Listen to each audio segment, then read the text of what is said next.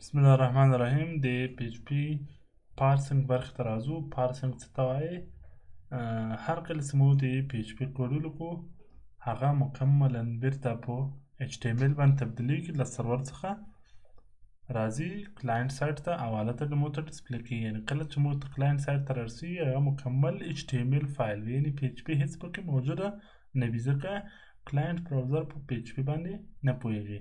هغه پی ایچ پی سرور سایډ لینګویج ده او سرور په دې پوهیږي څنګه زه کولی شم دا ایچ ټي ام ایل ته تبدیل کړم.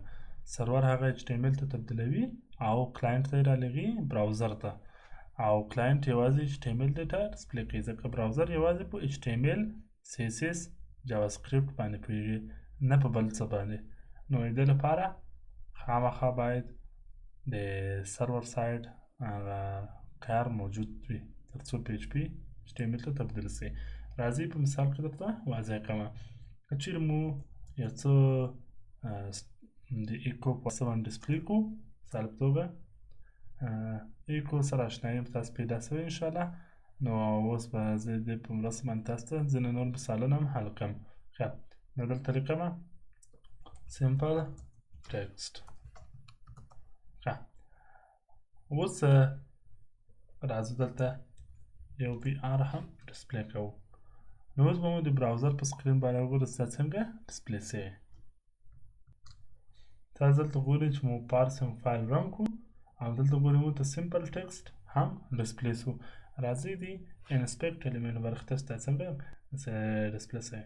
ګورئ هغه مخکې هم ما وویل که چیرې تاسې د ایچ ټي ام ایل کوډ یعنې ایچ ټي ام ایل ټګونه ونه لیکئ، براوزر خپله اتومات هغه ورته جنریټوي. نو دلته ګورئ د ایچ ټي ام ایل کوډ ټول سره لیکل شوي او دلته سمپل ټکسټ هم ډسپلی شوی.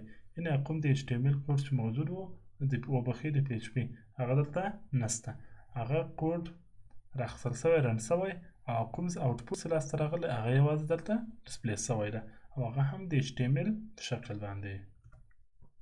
که چې دلته به تاسې یو بل بی آر ټکه هم ګورئ دلته موجود دی، یعنې دا هم د هغه سټرینګ په شکل چې مو دلته لیکلی و د هغه څخه راخیستل شوی او د ایچ ټي ام ایل په شکل باندې مو ته ډسپلی شوی.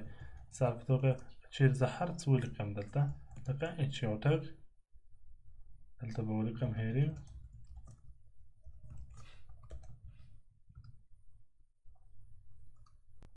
نو ګورئ چې دلته هم هغه ایچ یو ټګ د ایچ ټي ام ایل په شکل باندې دلته راواخیستل شو.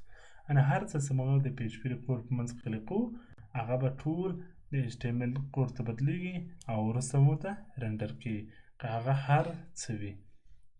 د قسم تاسو لوپس نه دی ویلي، خو زه به یو ساده مثال دلته کار کړم تر څو تاسو ته اشنایي در پیدا شي.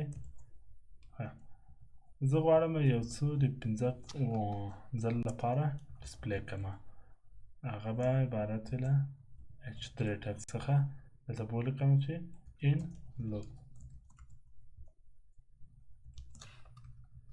ښه، اوس راځم دا د براوزر په صفحه باندې ډسپلی کوم. ګورو چې هغه موږ کار چې د هغه د 15 ځل لپاره هغه ان لوپ ډسپلی کړی دی هغه پی ایچ پي کوډ. خو کله چې مو دلته راسو د پی ایچ پي کوډ مو نه وینو بلکې دلته یوازې د ایچ ټي ام ایل کوډ وینو چې هغه ټول ایچ ټي ام ایل ته تبدیل شوی. نو له دې کار څخه مې هدف دا دی چې تاسو دا وښیم چې پی ایچ پي کوډ دلته نه ډسپلی کوي مو ته، بلکې د پی ایچ پي د کوډ کوم آوټپوټ چې له سرور څخه لاسته راغلی وي هغه دلته راخیستل کیږي او په براوزر کې مو ته ډسپلی کیږي.